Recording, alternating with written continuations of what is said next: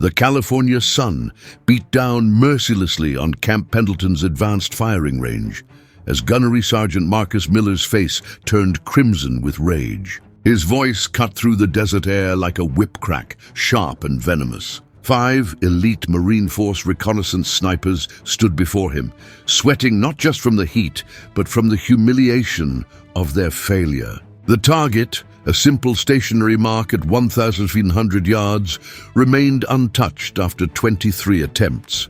Miller's finger jabbed accusingly at each man. "You call yourselves Marine snipers? My grandmother could shoot better with her eyes closed. We've given you Kestrel weather meters, ballistic computers, the finest optics money can buy, and you can't hit a target that's not even moving." The snipers stood rigid, jaws clenched, knowing that any response would only fuel Miller's fury. Behind them, the most advanced sniper equipment the United States military had to offer lay scattered across shooting benches. Technology worth hundreds of thousands of dollars rendered useless by something none of them could identify. What Miller didn't notice, what his arrogance blinded him to, was the elderly man leaning against a rusted fence 30 meters away. Dean Peters, 82 years old, wearing faded jeans and a flannel shirt, supporting himself with a wooden cane, had been watching for over an hour.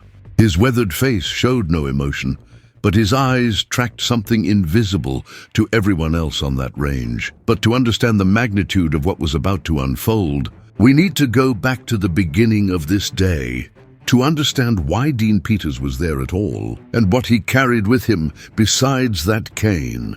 Before we dive deeper into this remarkable story, if you believe, as we do, that true heroism lives in humility, help us honor these veterans. Leave a comment telling us what country you're watching from, and subscribe to Wind Echo Untold so more people can discover our mission of rescuing stories of honor and courage. These are the tales that deserve to be remembered. Dean Peters had woken up that morning in his small apartment in Oceanside with a single purpose: to deliver a promise. 3 weeks earlier, his old war buddy, Sergeant James McCarthy, had died of cancer. For over 50 years, they'd shared the bond that only combat creates, the kind of friendship forged in the hell of the Shau Valley in Vietnam. Before McCarthy passed, he'd gripped Peter's hand with what little strength remained and whispered a final request: "Get my things to Tommy. My grandson needs to know who I was." Not the sick old man he visited in the hospital. He needs to know his grandfather was a Marine. So Peters had gathered everything: photographs yellowed with age, letters McCarthy had written but never sent, medals tucked away in boxes, and one particular item that McCarthy had specifically requested be delivered. It was a compass, the same one McCarthy had carried through 13 months in Vietnam, the one that had saved their entire platoon when they got separated during Operation Dewey Canyon. Peters had spent 2 decades living anonymously in Oceanside, just another elderly man in a city full of them. His neighbors knew him as the quiet guy who could fix anything, the one who'd repair your lawnmower for free or help install a water heater. None of them knew that the hands that delicately adjusted carburetors had once squeezed triggers in situations most people couldn't imagine in their worst nightmares. He drove his old pickup truck to Camp Pendleton, passing through the gates with a visitor's pass arranged by McCarthy's family. Lance Corporal Tommy Evans, 22 years old, fresh-faced and eager, was stationed there for advanced reconnaissance training. Peters had his address at the barracks and a phone number, but fate has a way of intervening.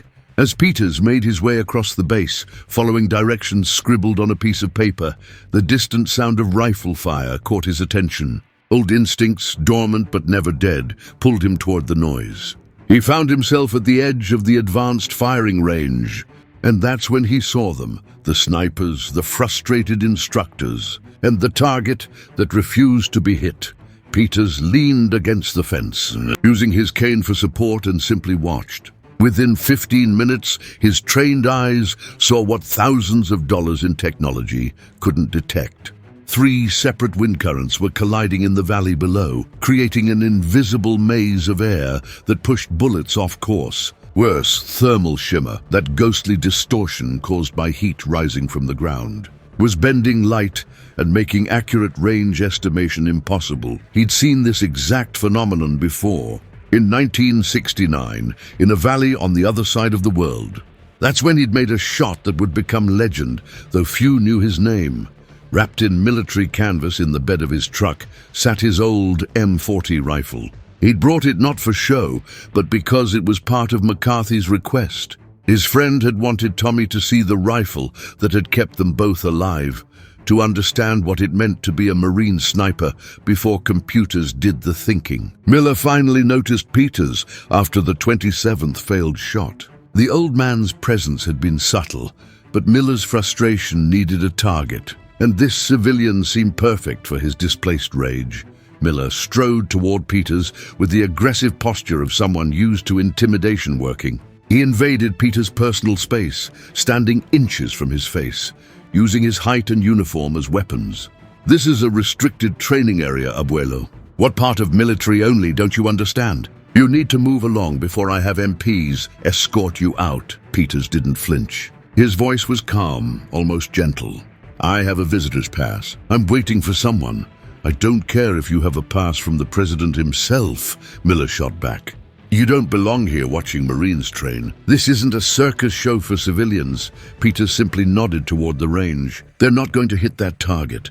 Miller's laugh was sharp and mocking. "Oh, really? And what would you know about it, old man?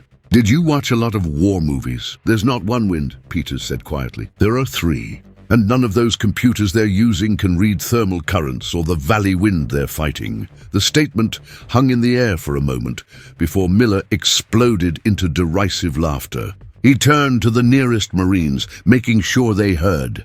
"Did you hear that, gentlemen? This old civilian here is going to teach us about wind reading. Forget your kestrel meters and ballistic computers. This man learned everything from watching leaves blow." Several Marines shifted uncomfortably, but Miller was just warming up. "Let me guess, you learned this from your daddy, who learned it from his daddy, and you think your 1950s folk wisdom is better than millions of dollars in military technology? The world has moved on, Abuelo. Maybe it's time you did too." Peters remained silent, which only seemed to infuriate Miller more. The gunnery sergeant circled him like a predator, his voice dripping with condescension. "You know what your problem is? You're from a generation that can't accept that you're obsolete. Everything you think you know has been replaced by science, by technology, by progress. Your way is done. Let me try the shot," Peters said, his voice cutting through Miller's rant. "Just one. If I miss, I'll leave." The words stopped Miller cold. For a moment, he simply stared at Peters, his brain processing whether he'd heard correctly. Then his face split into a grin that was equal parts disbelief and cruel amusement. You want to try the shot?" Miller looked at the other Marines, making sure they were all witnessing this moment.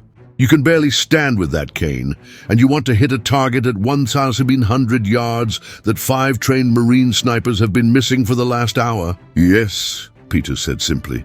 Miller's mind raced with the possibilities. This was perfect. He could humiliate this arrogant old civilian in front of everyone, teach him a lesson about respecting the modern military. More than that, it would be a story he could tell for years, the day some old fool thought he could outshoot trained Marines. "All right, Abuelo, I'll make you a deal. If you can hit that target at 1,700 yards with whatever antique you're planning to use, I'll resign from the Marines today. Right here, right now. But when you miss, and you will miss, you apologize to every Marine here for wasting their time and disrespecting their profession." Peters didn't hesitate. "Deal." He walked slowly to his truck, each step measured and careful. The Marines watched with a mixture of curiosity and pity as he returned, carrying something wrapped in canvas. When he unwrapped it, several of them couldn't suppress their reactions. It was an M40, but not the modern version they trained with. This was an original, probably from the Vietnam-era. The walnut stock was polished from decades of handling, and there was a distinctive gouge near the action, an old scar from some impact long ago. No fancy optics, no modern modifications, just a rifle and a basic scope. Miller's laughter was loud and genuine. "That's your rifle? That belongs in a museum. You're really going to try to make a 1,700-yard shot with that relic?" But Lance Corporal Tommy Evans, the youngest sniper in the group and the one Peters had originally come to see, wasn't laughing. Something about the old man's calm confidence, something about that specific rifle model, triggered a memory. During his training, an instructor had mentioned something about Vietnam-era snipers, about legends that might or might not be true. Evans pulled out his phone and quickly searched. M40, Vietnam War, legendary snipers. What came up on his screen made his blood run cold. He looked at the old man, then back at his phone, then at Miller, who was still laughing and making jokes. "Gunnery Sergeant," Evans interrupted, his voice urgent. "Sir, I need to speak with you privately. Right now." Miller waved him off dismissively. "Whatever it is can wait, Evans.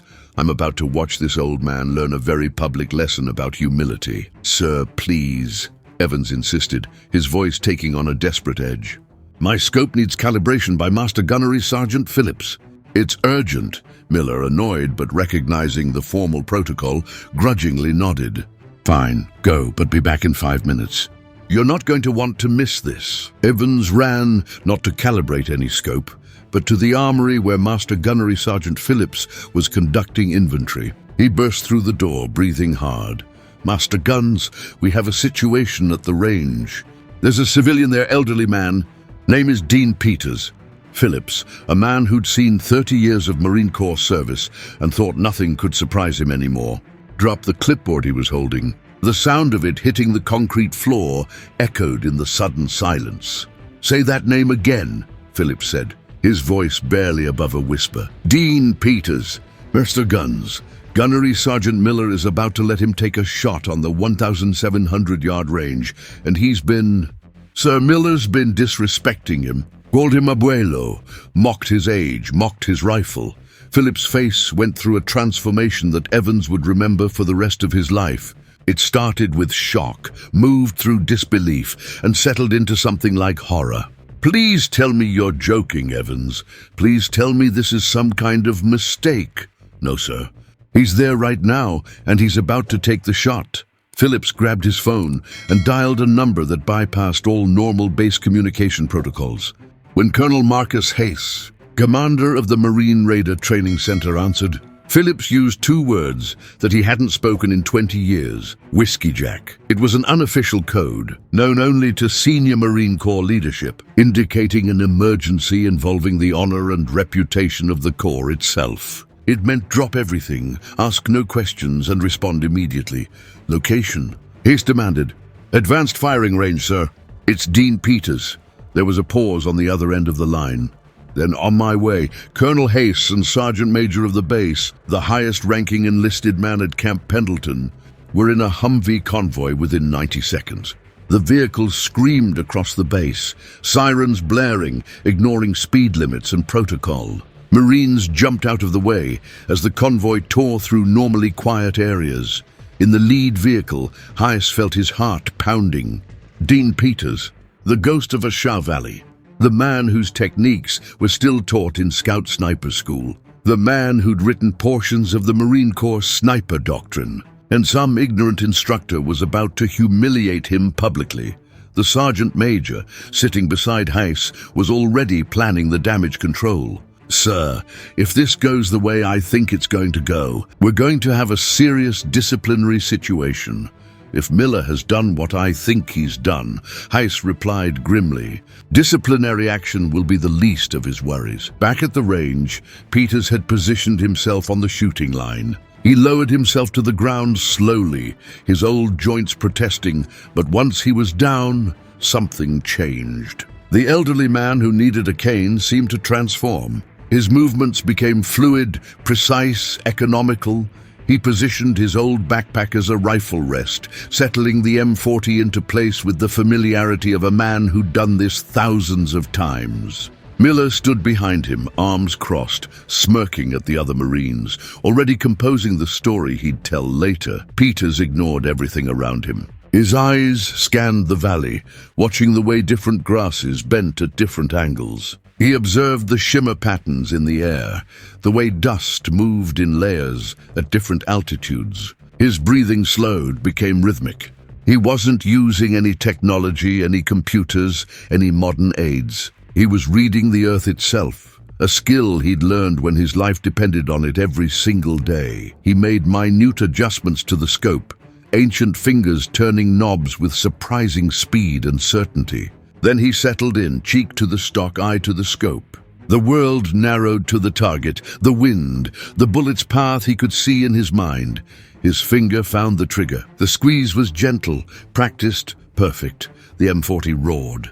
The sound echoed across the valley, and then there was silence as everyone waited, counting the seconds for the bullet to travel 700 yards, 2.5 seconds. Then came the unmistakable metallic clang of a direct center mass hit on the steel. Target! The sound seemed to freeze everyone in place. Miller's smirk vanished, replaced by blank incomprehension. The 5 Marine snipers stared at each other, then at Peters, then at the distant target. It wasn't possible. It couldn't be real. Peters slowly stood, using his cane for support, and began to wrap his rifle back in its canvas. That's when the Humvee convoy arrived, vehicle sliding to a dramatic stop in a cloud of dust. Colonel Hayes emerged before the vehicle had fully stopped, his uniform immaculate, despite the rushed journey. The sergeant major exited from the other side.